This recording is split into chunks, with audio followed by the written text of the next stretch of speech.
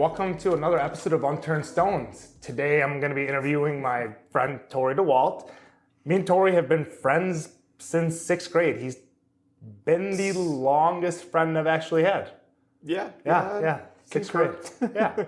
So to start the episode today, you've been my best friend since 6th grade. I know everything about you for the most part, but I'm hoping today to get to know things a little bit deeper about you that I don't know maybe as much about your childhood that we haven't talked about as much. For sure, yeah. And but to start, can you kind of talk about yourself, talk a little bit about like where you came from and, you know, where you are now, and kind of just look like a little intro on yourself. Like family life, kind of, I grew up on the south side of Milwaukee, which is not necessarily the richest area. So I grew up, lacking all things sometimes, and then like where on the south side of Milwaukee? It would have been like southeast of like the stadium. Okay. So yep. Like for instance, I remember when that first got built, I was still living over there, and so real close to that. Like I could see it from where I was living, but like it'd be very far away. Okay.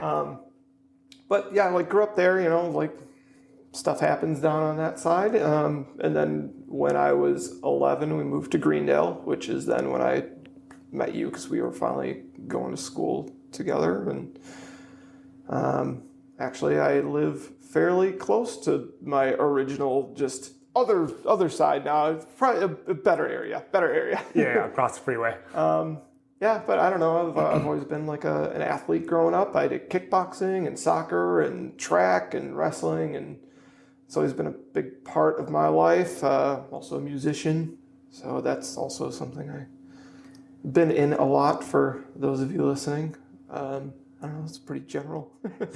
So when we first met, that was probably being an athlete. That was kind of one of the first biggest things I remember about you, because you had like done some fighting training when you were younger, and like yes. You weren't still doing it, I believe, at the time that we had met, but you were still playing soccer at that point. No, I was still kickboxing when we met. Yeah. You were? Okay, yeah, you were. Okay. Yeah, so for instance, my dad like trained professional fighters for a living, and so I think I was 2 days old the first time they took me into the kickboxing studio, so I like literally grew up doing that. And then I have a black belt, and I did that whole thing. I was maybe 14 when that finally the studio shut down. Just to we won't go into that, but just a series of unfortunate events led to that place, closing, and then that's kind of when I stopped. And then soccer definitely took over for me. Yeah. Okay. Because did you start soccer as early as you did martial arts? I played like rec league stuff when I was younger, and because I went to a parochial school, so they had like a little soccer team or whatever. But then I didn't actually start playing like club, like serious soccer until I moved. So I started playing like serious soccer when I was 11. Okay. And then continued from there. Yep. So me and you've kind of like randomly hit on mental health throughout our friendship. And we'd had times, maybe when we got older, we talked about it deeper. When in my early years of it, as I kind of got more into my mental health, I was way more in my own head and guarded about it. So I didn't necessarily reach out to you or talk to you about it. But I also knew you were much more aware than most other people I knew. And regrettably, at that time, I didn't reach out for us to talk, as I was building my own awareness of that mental health. Yeah. And again, we had a couple conversations, but I was very bad about reaching out. I was very much battling my own demons in my own head.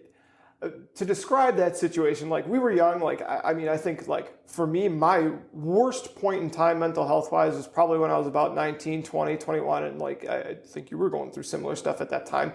Honestly, I felt okay, yeah, sure, we could have talked about it more, but I think even just being in each other's presence was enough. We just knew okay, hey, this is a comfort zone, whatever. That's how I always felt about it. I would hope you did too, but. Well, yeah, because whenever we hung out, it was ultimately, there was let's have fun. Like, let's just enjoy. Let's enjoy whatever we're doing. Let's go enjoy ourselves. Yeah. Or it's just like, I think we could feel it. Like, we knew each other well enough that I could feel your energy. Like, I know, okay, yeah, he's kind of just having some anxiety or whatever. He's tense right now. Like, just let it happen. Like, just give him the space to do what he's got to do to, whatever situation. Stuff like that would arise, or like vice versa. Like, sometimes it's just like, I got no energy to do, whatever right now, and we'll just kind of, you'll pick me up, okay, let's go, kind of thing. It was just an unspoken thing, I think, quite a bit. That's true. And now that I just think about that, from 6th grade on, like how long we've known each other, how much time we spent together, it makes sense that like I've definitely gotten a feeling for how to be around you, and you've gotten a feeling for how to be around me, because I 100%. I'm not just like a stable mood 100% of the time person. I fluctuate, and how much I show it can fluctuate too. Right. So you've definitely learned that, and you've spent enough time around me that like, we know how to like level up and down with each other. Right, yeah. It's like if I can feel when you're feeling this thing, and I'm gonna like maybe not address it directly, but I'm gonna do something to try and help like alleviate it in a different way. Like, okay, this is stressful. Like, hey, John, I'm like, don't worry, it's just this. Like. Because you tend to get like a little something minute can grow bigger too quickly. Yeah, for sure. It's just just level it out, dude. It ain't a big deal. We're gonna get to our destination or whatever it is. Like kind of like when we went to that Packer game and we locked the keys in the car. You freaked out a little bit. We're losing tailgating time. I know, you were very worried, but I was like, we're still like, we're gonna drink. We slammed a lot of beers before we went in. We made it work. Yeah, like it was still like, we totally had a fine time. We watched Aaron Rodgers have a perfect passer rating for that game. Wow, it's an event that not gonna get to see often. That's a good point. Cool. That was a hell of a game for him. Right. So for you, when would you say like your awareness of like seeing your behaviors, seeing how your mental health reflects in your daily life started like coming through, and like in a way that like you noticed it and maybe wanted to make changes to it? Ooh, I think there were like crux points in my life that certain things happened, or like different awarenesses like bloomed for me. I think like, my childhood was not always, rainbows and whatever.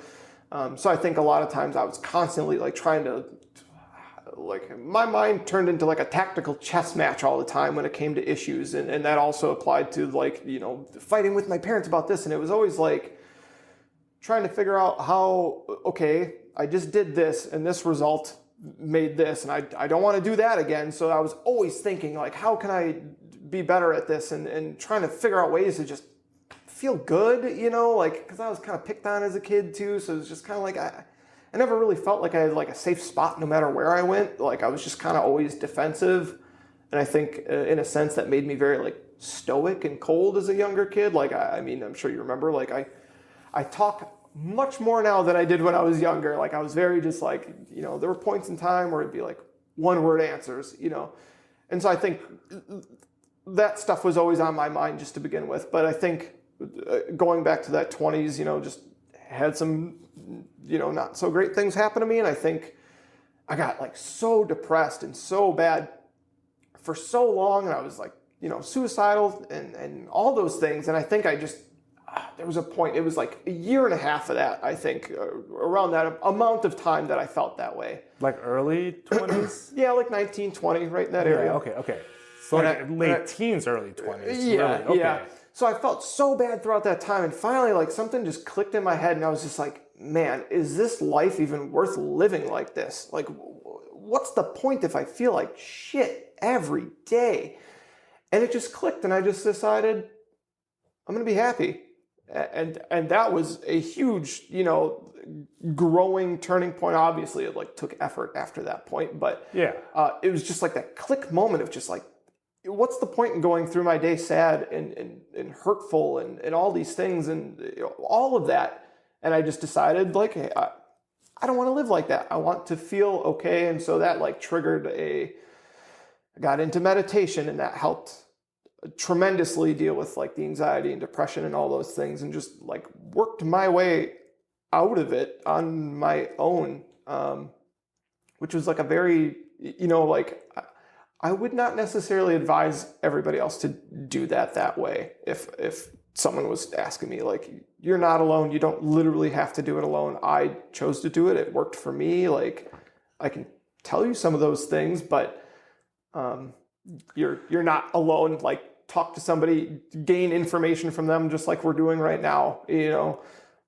Having those conversations can be tough, but in addition to just being happy is be vulnerable. I think is something I learned even much later then too, but that's just an evolution going down the road.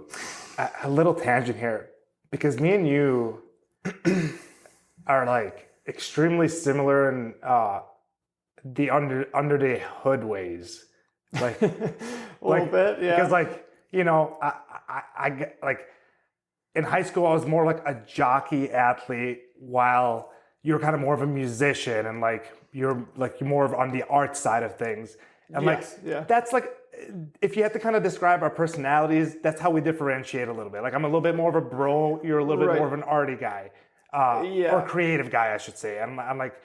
Yeah, what's a hipster? A hipster, but slightly hipster. And like that's very, very breaking it down to like as bare minimum as I could. But on like under the hood ways, like our brains operate very similarly, and I think some of that came from like we had difficult childhoods in different ways that we both, I think, learned to deal with by being in our own heads a lot. Because you some of the things you describe about how you kind of in your mind you start looking at everything like. Is this decision going to get me further? Or is this going to like hurt me? Like, right. I 100% relate to that. Mm-hmm. But so with that, like, I looked at my own journey of like dealing with my own mental health. Like, I dealt with it myself because I was so used to my entire childhood being in my own head, dealing with stuff myself. So it sounds like you kind of very much went through that exact same thing. Yeah. Actually, that's a perfect point, because it kind of backpedaling. I didn't really feel safe wherever I was. Like at home was not like a good spot for me. Like my friends on the block, I was the youngest one, so kind of naturally like I can't run and play with squirt guns as good as the other guys or whatever, because like I was like the next youngest person to me out of like the friend group was still 2 years older than me, so I was like very much the youngest. Which is big at that age group, yeah. Right, yeah. When you're 5 or 6 and you're playing with 8-year-olds, that's that's a big difference. And then like same thing in school. So I think, I didn't want to ask for help because I was so used to people being not helpful instead. And I just I was confident in my own, and even to backtrack again, I think kickboxing and doing those martial arts was definitely like, that's a very singular sport. And, you're competing against another person. And that's very much how I started viewing things, is like, look, like if I screw up, this guy's going to punch me in the face, and that sucks. So don't do that. And then you apply that concept to everything. Like, I can't screw up, otherwise, this is going to happen to me. And it was just, you compound that through a lot of aspects of life. Yeah. Wow. Again, that makes sense why we got along. Because even like when I first met you in 6th grade, I remember you were quiet. You didn't say much. But I think I also remember like I was very goofy and silly because I was trying to like I was trying to be me, because in 5th grade was weird that first year moving in, but 6th grade felt a little bit more comfortable. And I was trying to just be goofier, sillier, like be more fun. Mm-hmm. And you were probably the one person that just like made me feel the judged the least and like accepted the most. Yeah, just like you're gonna be whoever you are. I mean, like going back to that point in time, like what you had just moved here from Jordan. It was about a year that I'd been there. Right, and I think like for you were still figuring out some like English terms, and like you still had a little bit of an accent. It made you a little bit of an outcast in a way. Because you were just a little different, at that time specifically. And so, again, like I was that just in a different sense. So yeah, it's a very relatable for sure. And just being comfortable being not the average, So let's touch on this first. So in your 20s, so you got into meditation to kind of help you start learning to just view life in a way that like, why shouldn't I, like I should be happy. There's nothing to stop me from being happy. You started that through meditation. What even got you into meditation to start? Like, was it reading a book? Was it like somebody recommended it? No, let me think about it. It was a very self-driven thing. I was aware of what meditation was from martial arts. Like I didn't practice it or anything during those times, but I was aware it existed. It is something that's definitely talked about in martial arts, right? Just the ability to concentrate. Hold your focus and attention. Right, yeah. Again, like you're fighting somebody, you lose attention, you're going to get smacked in the face. Don't do that. Bad decision. It's not a pleasant time. I didn't do a lot of that. I was pretty good. I'm going to be honest, I don't know if I remember how I really... I think some of it was almost just self-taught. Like... I figured out like how to do, certain things. I knew certain things had to transpire to like meditate, and I almost kind of was just doing it on my own and like almost just self-teaching through experimentation at that point. Because there's like definitely things I did where I thought I had the concept right, and now I know that I like didn't quite have it, and so it's definitely grown, but like there's a lot of pieces of it that I did naturally get correct, and implemented right away. And it was extremely useful to me. So what do you feel like changed for you at first? Was it reactivity? Was it like to like emotional things that happened? Was it, what is it that changed for you by starting meditation? And initially it was I was specifically using it in moments of high anxiety so that I could get that to go away. Because like that, through that time, like I might go like almost all day while having like, a panic attack or, for hours on end. And so it was very much a tool to like bring that down initially for me. That was like my first use of it, for sure. And so it was just like a practice in my mind of, I took on like the art of it where I would imagine a scenery, so for me, I classically used like a waterfall. And so then you sit there in your mind, like after you've kind of controlled your breathing a little bit and gotten into it, and then you start building an area you're in and like, okay, you got to think, what are the colors? What am I hearing? What do I smell? And just by identifying each one of those pieces, it took my concentration to those instead of being on anxiety, and it's like a calming environment. So then you just naturally start bringing yourself down. And that was my first like thing that I practiced frequently. Realizing that you could at will be able to harness your attention to shift it off of anxiety and get yourself to kind of calm down. Right, you're right. I've now in my older age, I've read things where it's, I think people use it and they'll do it in the sense of like picking things out in the room you're in and stuff. So for me, I was kind of just building a room in my head, but it's called grounding. Yes, there we go. Yeah, I knew there was a term. Yeah. So that I was using grounding, but I was just building a scenery in my head, and I didn't know it was grounding. Again, it was just kind of, I naturally just kind of figured this stuff out on my own. It was very odd, but I did that a lot, and then it was how fast could I get it to go from point A to point B, and just kept practicing that until I kind of moved on into other things. Did you have any, like during this time of like growth and kind of change for you, like did you start tying any realizations back to your childhood or anything like that? Forgiveness was a huge part of it. Just letting all that stuff go. Because another like viewpoint I very much took was, does this matter?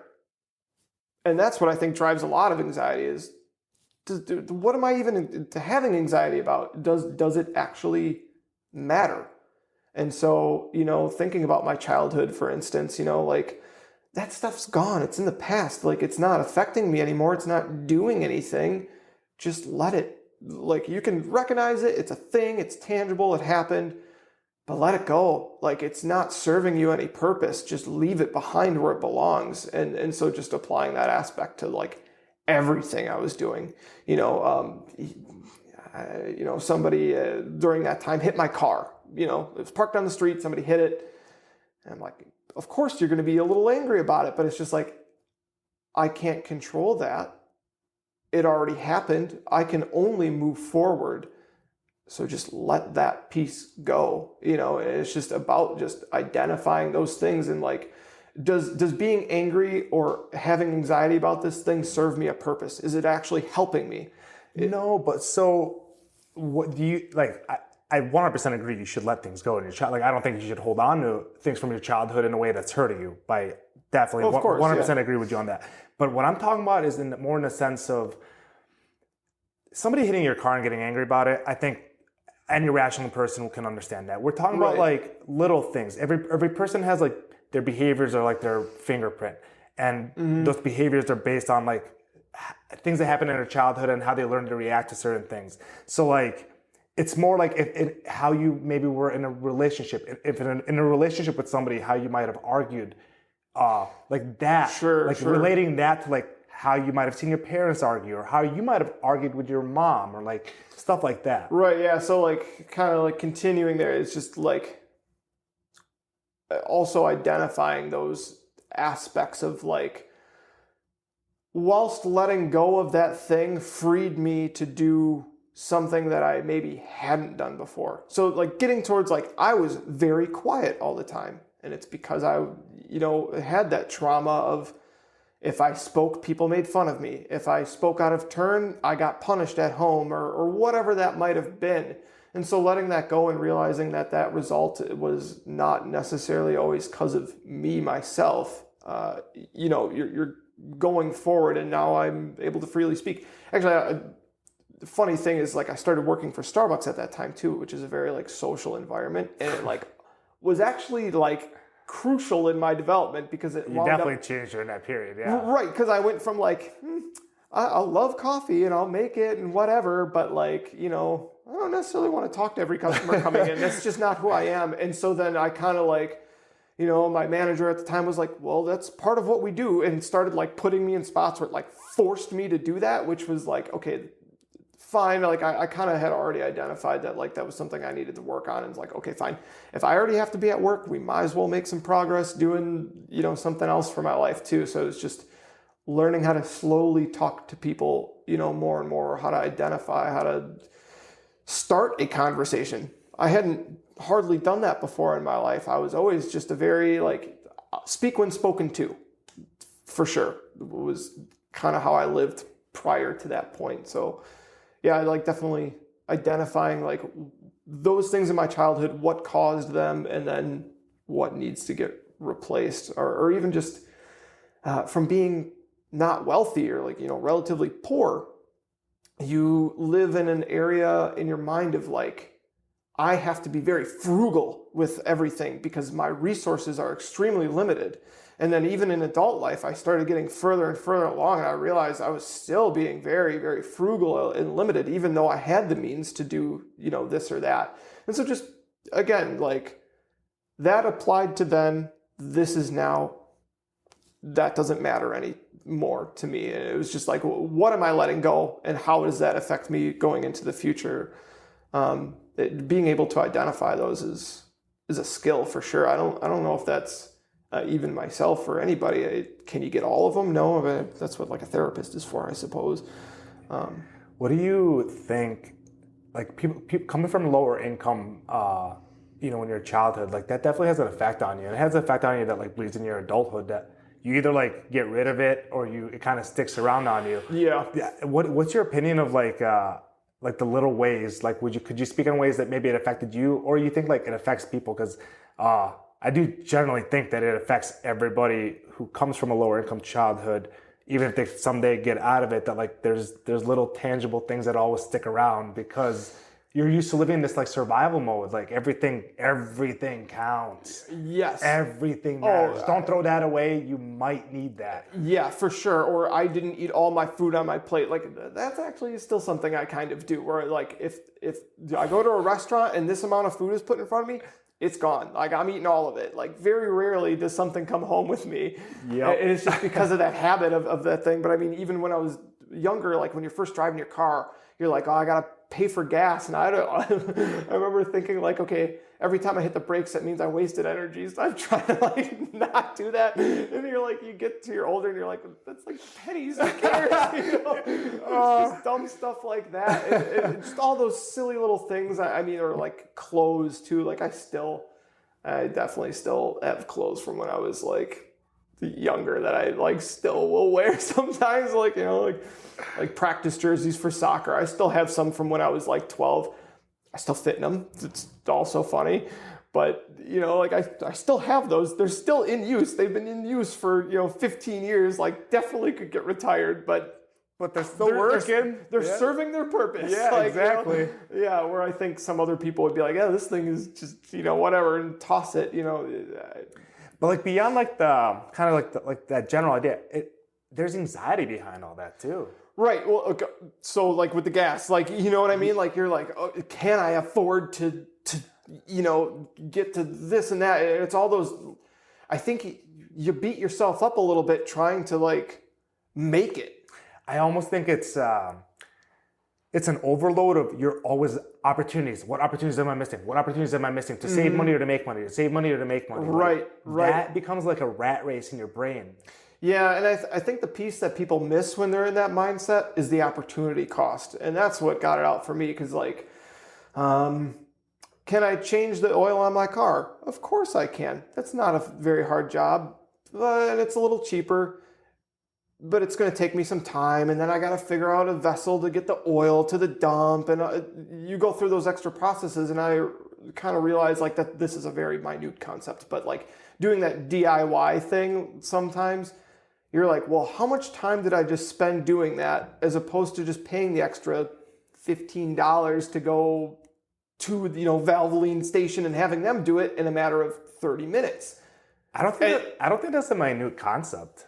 I think that's a big concept. Well, the concept, but this example is minute. Yeah. Yeah, maybe I phrased incorrectly, but just that alone, and you're like, well, yeah, of course, like $15 just save me maybe an hour or two of time, you know, of course, you know, yeah, I'm just going to spend that, and then I can go do whatever else. And it's not only the monetary portion you're missing, it's the time and energy and effort on your own, like, you know, emotional being too. Like, you know, think about it. If I came in the house from a day of, you know, changing the brakes on the car, which is a little bit more, you know, labor intensive, can do it, but I'm exhausted. I don't want to do anything else. Am I going to use any energy to grow as a person? Like, what's that? It's the triangle, the pyramid of needs. There's a name for it. Do you know what I'm talking about? I think so, yes. I feel like it starts with an L, but I could be wrong. But it's kind of that thing where now I'm not getting past to the next level because I just spent all my energy on the level I was on just trying to save, you know, $30 doing this thing. And I don't think everybody realizes that, where if you don't do the things you're not an expert at, or don't have the tools to do quickly, or whatever that's going to be. You know, I keep using car examples, but it applies to a bunch of things, you know, like, you know. I mean, anything with a home, a lot of projects with a house, especially bigger projects. Right, yeah. Like, I just had my windows done at my house. Do I know how to put a window in myself? Of course. Could I have done all of the windows in my house in a day like they did? No. You know, not even close. So instead I spent that time doing, you know, whatever. It's your time has value as well, and your energy and emotions and doing those things is just as important as saving the 15 physical dollars you can see in front of yourself. And I think some people that I know struggle with that because your emotions and energy aren't a tangible thing I can hold in front of myself, and they just don't see it, which can be tough. It's kind of like the idea of taking time to yourself because your emotional energy matters, and like people don't understand that. But you're like, well, no, because I'm protecting my emotional energy. I need that rest day. But somebody's like, well, you have the free time. Can't you do this? Well, no, like I'm specifically doing nothing. Right, like me personally, I have there is one day, for me it's Tuesdays right now. Tuesday night, I do nothing. I get done with work, and that is just, I'm chilling, I'm watching Netflix, eating, whatever. That time I just have set for myself, that's what I do on this day. to just recuperate and give myself that time to feel and be and just relax, if needed, for sure. And I think that's something everybody could do more. Actually, I just saw something somewhere, and somebody, like on the internet somewhere, some little clip or something, and some guy was talking about how you can get addicted to stress. And I was like, it's an interesting concept. Yeah. Of you, and just in that scarcity mindset, you kind of get used to, I'm not doing something or being productive, and so I'm not right. I'm not. You're belittling yourself if you're not doing something productive or good at that time. And so you're jumping from one thing to the other. And as soon as you're not stressed out, you're like, oh crap, why am I not stressed out by doing something? You're looking for the next thing to stress yourself out. And you just kind of wind up in this big circular chain of just always being stressed out. And you really got to figure out why are you getting stressed? How do you break that chain? And I think just realizing that time set aside for yourself is just as valuable as the time you spend doing things as well. So like, I'm assuming like you still meditate right now, and then you take like Tuesdays to yourself to try to like just enjoy yourself. Do you do anything else specifically for your mental health actively now? Like, do you? I know like you read. And I know you've also like you don't necessarily like you'll read nonfiction, you read kind of self-help, self-improvement type books too. Do you still do that as much lately? Sometimes I'll come and go. It might be on like how much I'm interested in the book I have, but I kind of have like a morning routine. Like I wake up every day, same time, like, go through all my little care things. I do yoga for, X amount of time, and then I read until I'm ready for work. So it's just kind of like a thing I've built in, and like, that's just all.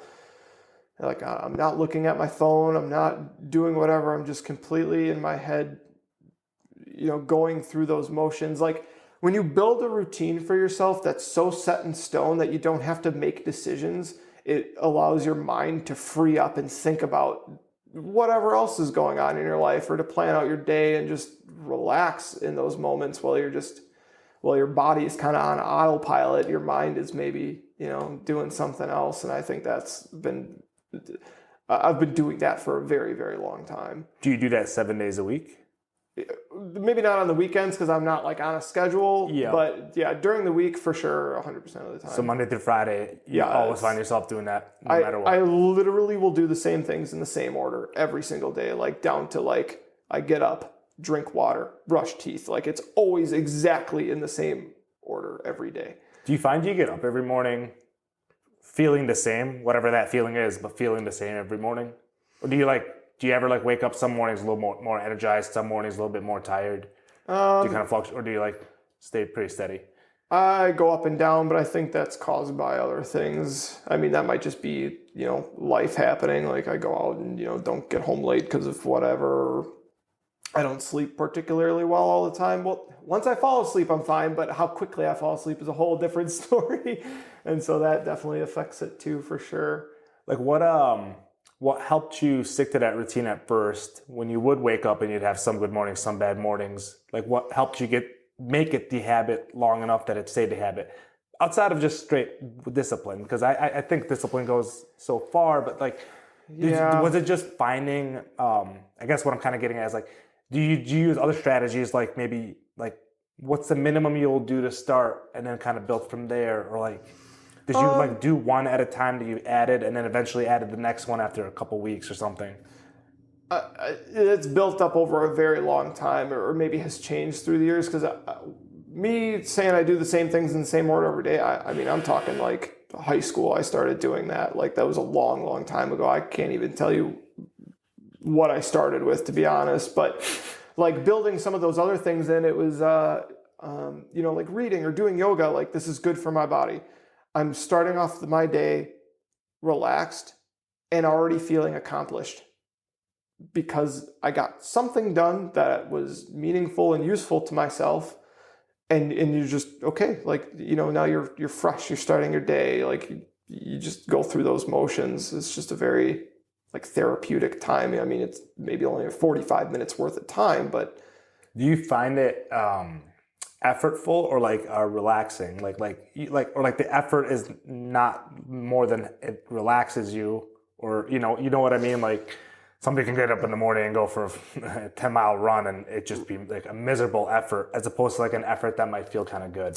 Yeah, so actually, like coming to where I'm at now, I had tried other things throughout time and just realized like, hey, I can't do this thing. It's not working for me. So for everybody, like, 10-mile run, like I have a stationary bike. I used to hop on the bike and I just realized like, man, my body does not like to get going like this first thing in the morning. It's just, this is making me unenergetic. Like I feel guilty if I don't get all the way through it or whatever. So like that one kind of wasn't working for me. So I lop that off, or some other examples like that where I'll do something, but I might not like do it well. I think that's where I landed on yoga more because it's less intense, more stretching, more breathing and all that stuff, which was just more rhythmic to me. I could just flow through it instead of having to have grit every morning to get through whatever you set yourself up for. So don't set yourself up for failure. It's really like, if you're failing at it consistently, maybe try something else. Yeah, it took me years of like, I tried doing morning workouts. I tried doing morning runs. I tried doing some morning lifting. Mm-hmm. It took me years, probably like this, like last year and a half, to like I accepted, I think I just like getting up and going for a walk on a treadmill in the gym in the morning. And then I leave. Yeah. Maybe I'll do like a little stretching. And I'm literally, and like, that's not what I do in the mornings. And like, especially working from home and not having a routine of getting to like leave the house to go to an office, work at an office, come back home. Mm-hmm. Now I find like I really need to like do something in the morning because I need to leave the house to start my day. Otherwise I had really hard times of switching over to my desk. Yeah. So to me, I was like, okay, I just get up then, go to the gym, walk on the treadmill. Don't feel guilty about it because I needed something I could do no matter whether it was cold, hot, I needed something I could, because it's almost, I need to take the decision out of it. Not what am I going to wear today because of the weather. Because I don't want to, so I was like, if I always just go to the gym, I always know the temperature in there is the same. I could wear the exact same thing, It took decision out of it. So like now it's like there's a comfort in when I get up and I'm like in the morning, no matter how groggy I am, I'm like, I'm just going to go to the gym and walk on a treadmill. Right, especially when it gets into such routine. It doesn't matter how groggy I am, I'm still just mindlessly going through this stuff. It gives your brain time to like wake up and get going too without having to like operate right off the bat, Well, Huberman says you should wait 90 minutes after you wake up to consume caffeine. But I think more importantly, than just waiting 90 minutes to consume caffeine is actually probably using that time to do something that's a little bit effortful. So it like action kind of like forces your body to release, your brain to release some dopamine to start your morning. Especially as somebody with ADHD, and you just kind of discovered you just now have ADHD yourself. Recently discovered. So like that's definitely like to get up in the morning. Getting up and moving is like the best way to get some natural dopamine like started before you can like force it with some stimulant or whatever, or some caffeine. Yeah. But yeah, I do think there's something to it. No matter how miserable you are, just like getting up and getting that like little bit of right. When it's a task that's not so labor intensive that you need to make a choice or so intense that you need to push yourself through it, it just needs to be something you can go through and do without really having to think about it too much. So I guess for me, it kind of like it keeps, now that I'm thinking about it, like my routine kind of like how much my mind has to work keeps ramping up with each step. So like the first step is just, drink water, get in the shower or whatever. Like that's all stuff, you don't have to think about that. And then I go to yoga. I'm still just following directions. I'm not thinking about, which one am I going to do, whatever. I'm just kind of, okay, we're doing this one. Move on. I'm just watching videos while I'm doing it. It's super easy. It's like YouTube is awesome. Yeah. And then I move to reading, which is again, like another little kind of like, I have to read and think a little bit more. I kind of ramp up as I'm going until I get to like, okay, now I have to work and I'm already going. Very useful. So then do you do anything like at night or during the day otherwise for, that like kind of helps you? Like, do you do any breathing during the day? Do you do anything like right before bed to help sleep? I've tried stuff before bed to go to sleep and nothing's really landed with me. I tried meditating And then I kind of started realizing, well, I just cleared my mind out to do all this and it just emptied everything. And now there's just a blank space that my mind wants to fill. And then as soon as I fill it with one thought, that thing gets turned into another and turned into another and turned into another. And then I lay in bed just cranking all that stuff out. So that was a no-go. I don't know. I think I just like, now I kind of just like, okay, turn the lights off, like start ramping down before I go to sleep. And that's a little more helpful. But throughout the day, I don't know if I necessarily do anything like on a routine per se. It's more just like maybe if I feel like I need it, or like, if something happened recently, like like a death or something, you know what I mean? Like I know I need to pause sometimes and kind of just like, allow that to happen, or, allow myself to feel or alleviate that or something. Although like I do stop and do like small things sometimes, like caffeine, for instance, like very into coffee. A lot of times like that first like cup or sip or whatever, like I do kind of like pause and just like really taste it. Stop. Like you don't just slam stuff all the time and just constantly be like, just stop and just like really feel what that is, or what have you. I think that like just little stuff like that, I will do just kind of naturally. And that's nice, keeps you calm and even keel throughout the day. It's like trying to be more present. Yeah, just be mindful of like the actions you're taking, like slow down, or like even just being able to identify when you're sped up is like a hard skill. Like it's just to even realize like, man, I am just trying to move at 1,000,000 miles an hour. My head's going really fast. Just stop for a minute, slow down for sure. Yeah, be intentional. A walk in the morning, just be intentional with each step as you're going. Just, feel what it feels like to be walking outside or whatever it is. I think that's just another like shape or form of meditation though, for sure. Yeah. That you're using. So you've kind of like, you've talked about like, you've had a lot of forgiveness for your childhood and like moving past it.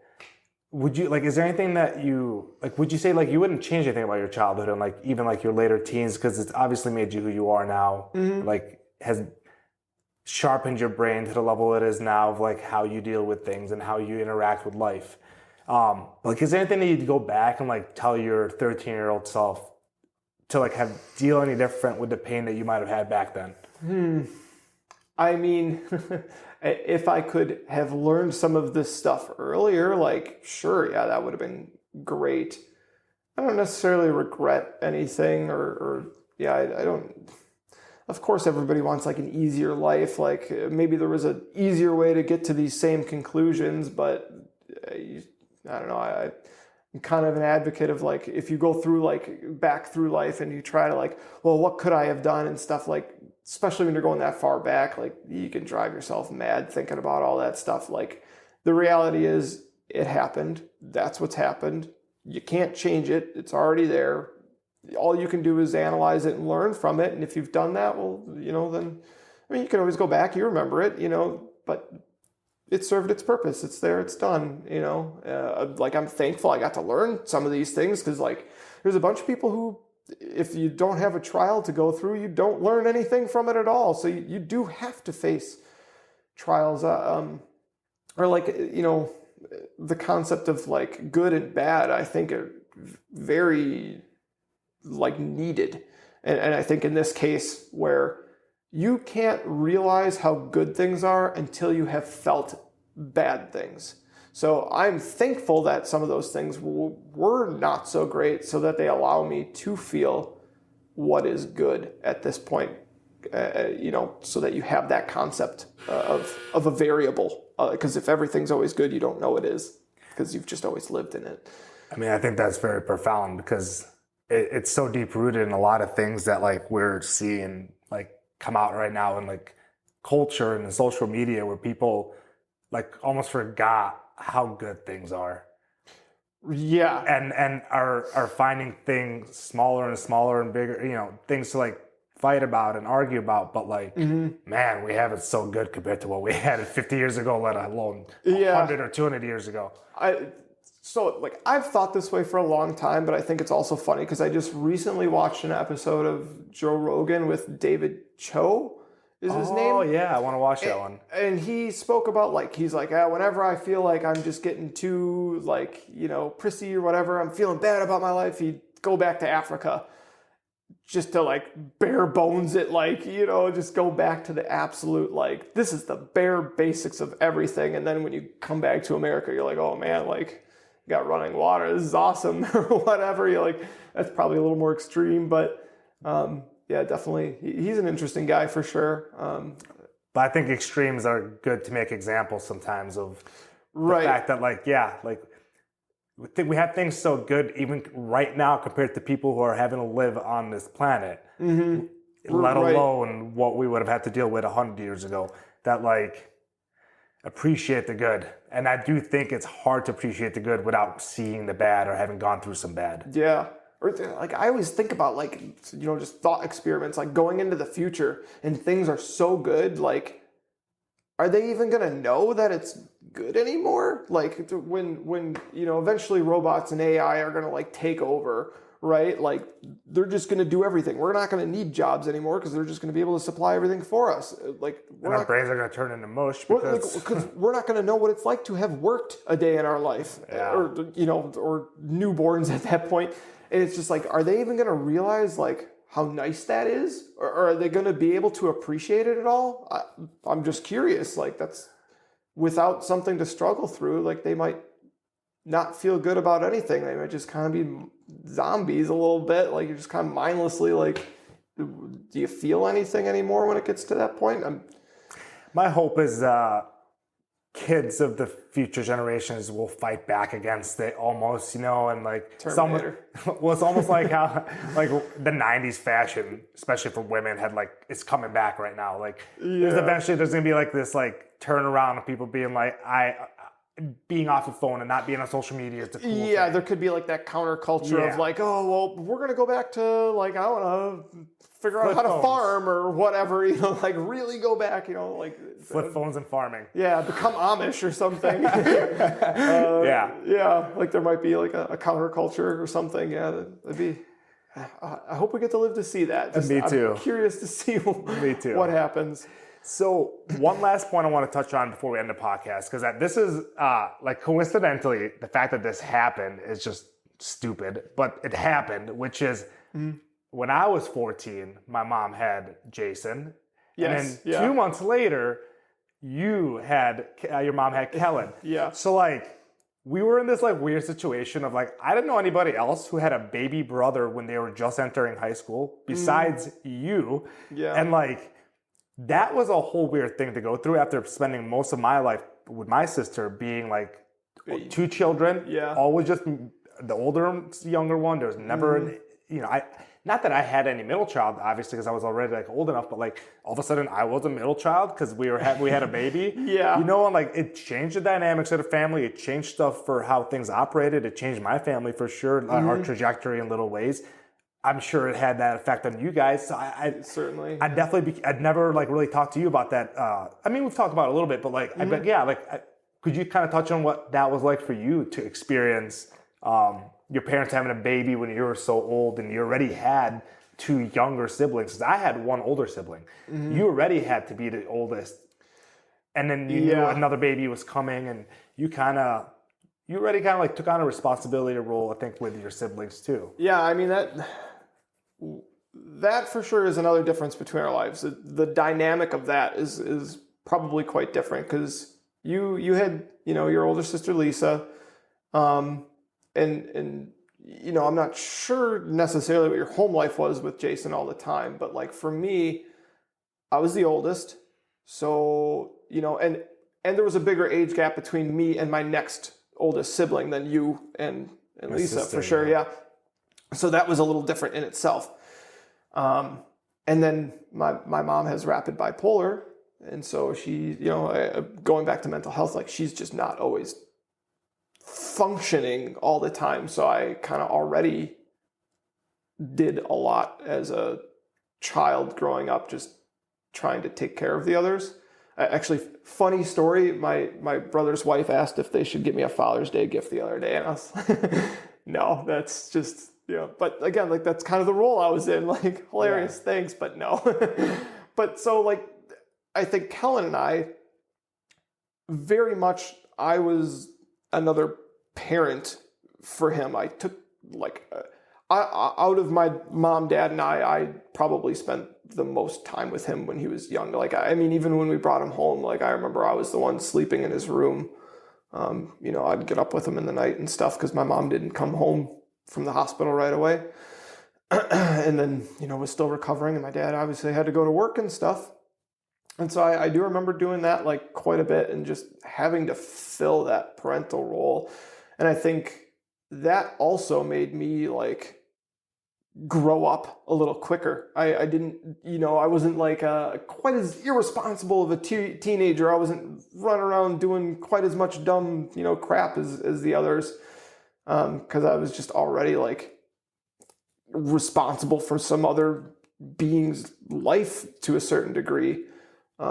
So it definitely, specifically with him, because there was a big enough age gap where I could be completely responsible for him at time, where I still took care of the other two, but I was younger and, I maybe wasn't completely alone, but having him with a 14-year age gap, certainly I took on that role for sure. And it changed who I was a little bit. Yeah, for sure. Just trying to like think about it. I mean, you already kind of had been in that role, obviously, with your two other siblings. So it's like it changed you, but it's not like it completely changed your trajectory because you had already had to kind of mature a little faster. Yeah. But this probably forced you to mature even faster. Like exponentially more is what I'm getting at. Like exponentially more, you would think. Okay. Well, or you would say. There's only a 3-year age gap between me and my oldest younger brother. So, him and I were kind of together. I didn't necessarily take care of him so much, but then my sister is another 3 years. So there's 6 years between her and I. And so, especially because my mom's mental health stuff really started when I was about like 8 or 9. So I was kind of old enough to already I know how to make a sandwich or make mac and cheese or whatever. Like I was doing all that stuff, even, for them to then, or, and then as we got older, like I just always took more responsibility for stuff just around the house, chore wise and stuff like that. It was just kind of like my default role. And I think a lot of it was driven by like, I always wanted to like help my dad out because I knew he was like under a lot of pressure to like do a lot, again, like, he'd take us to soccer practices and whatever. And he was the one that did the cooking and like tried to help cleaning and stuff like that. So I always knew he was under pressure and he'd kind of complain about it a little bit. I'd hear that a lot, and it, again, put more pressure on me to do more by hearing that all the time, even if it wasn't directed at me, just because it was in the household.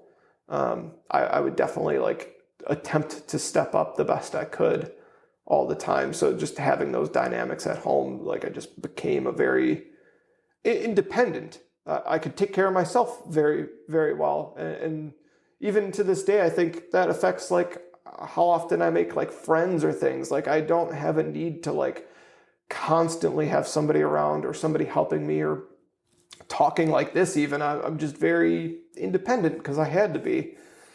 So yeah, that definitely shapes you as a person for sure.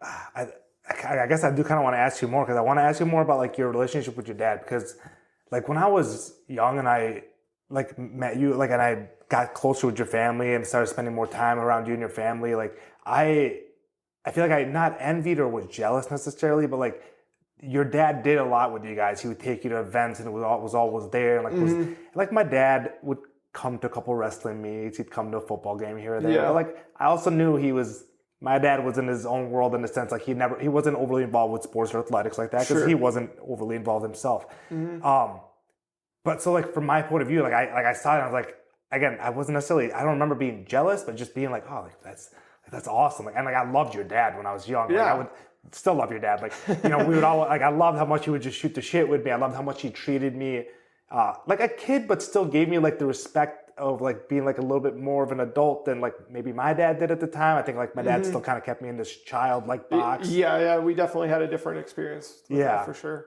But your dad very much gave me like this, you're a teenager. Like, I respect you. You're strong. You got your own things going on. Like, right. And like,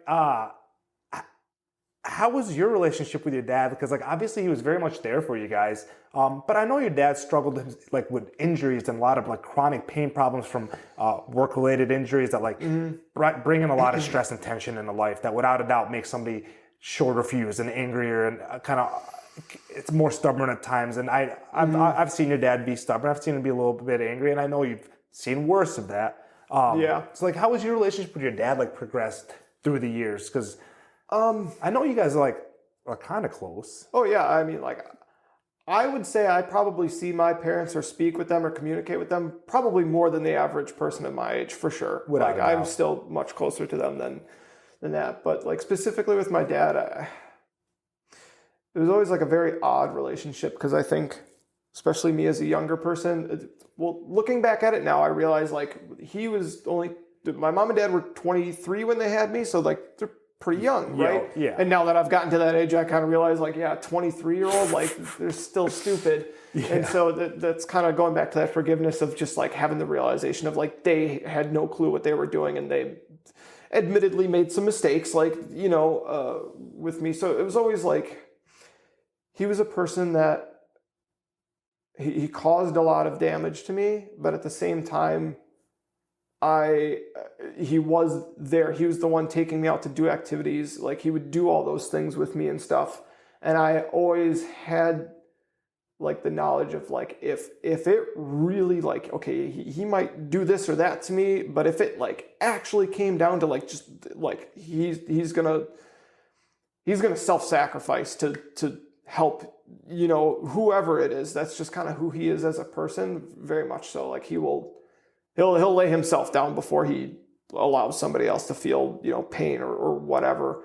And I think like I've noticed like as he's grown older too, is like how much he's changed through time too. Like obviously some things stay the same, but like, the things he maybe did to me as a child, or even maybe in my, next breath, like, Kellen, our youngest, like he really hasn't had to experience a lot of that, which is okay, great. Like he's grown too, like he's learned from those things.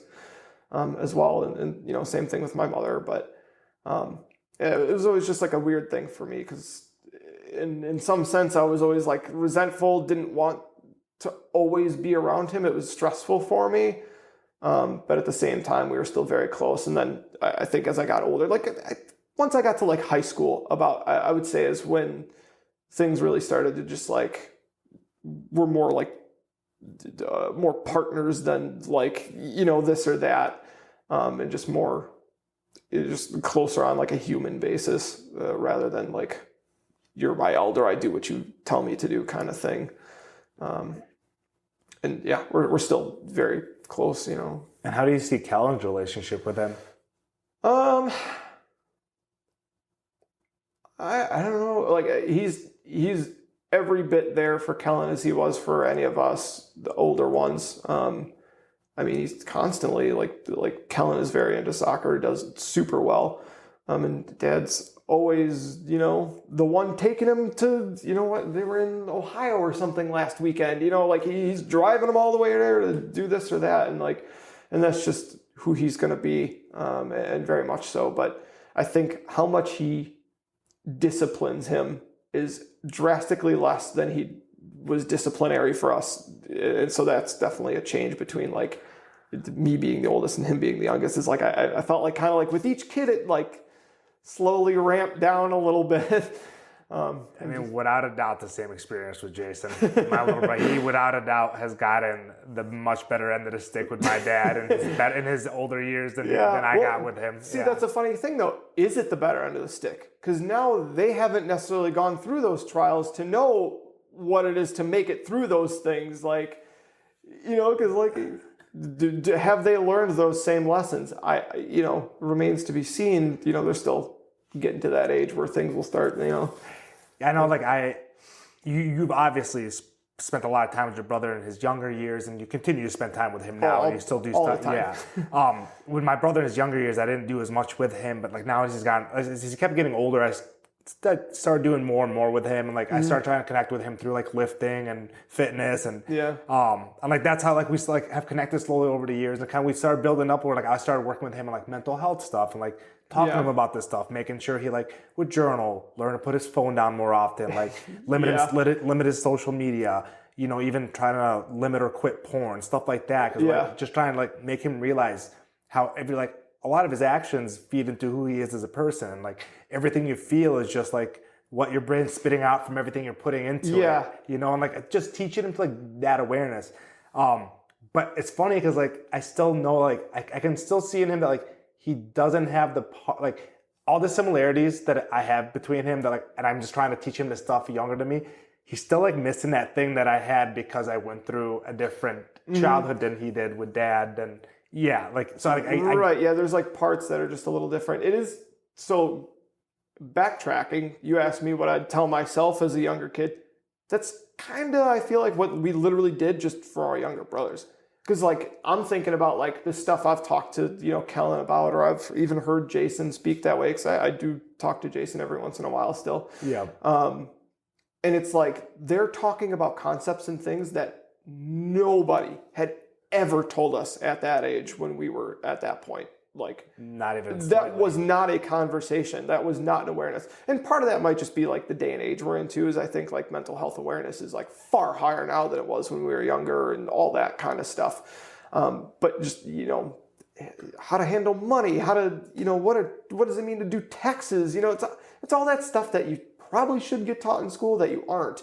And so now we've gotten to more or less go backwards and tell our younger selves these things, which is interesting. And it's like, now we get to watch and see what they're going to do with it. Because how old is Jason? Is he 18 yet?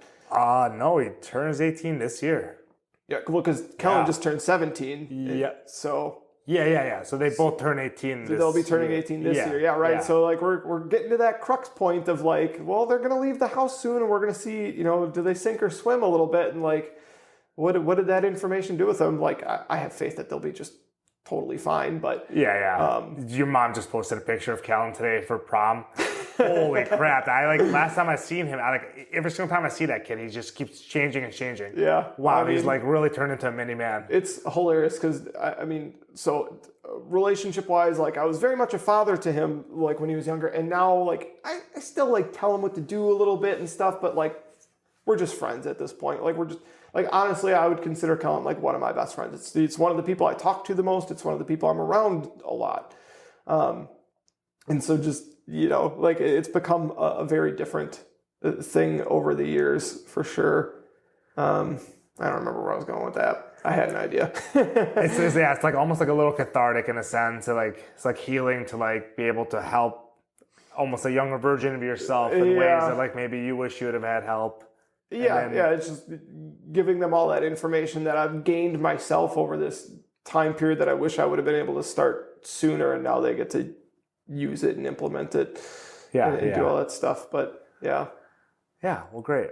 Well, I really appreciate you taking the time to come on today. This was awesome. And I really enjoy kind of getting to dig into some of this stuff a little bit deeper with you and talk about it a little bit deeper. Yeah. I mean, there's probably a million tangents that we can continue going on. Right, yeah. It's like we could pick any one of those things and just really dive into it. Like, and maybe someday we'll have to do another one on we got to go through this specific time period or whatever. Yeah, for sure. But again, thank you so much. Great. I really appreciate it. Thank you guys for tuning in for another episode. If you please subscribe and like this podcast. And otherwise, thank you so much and enjoy the rest of your day.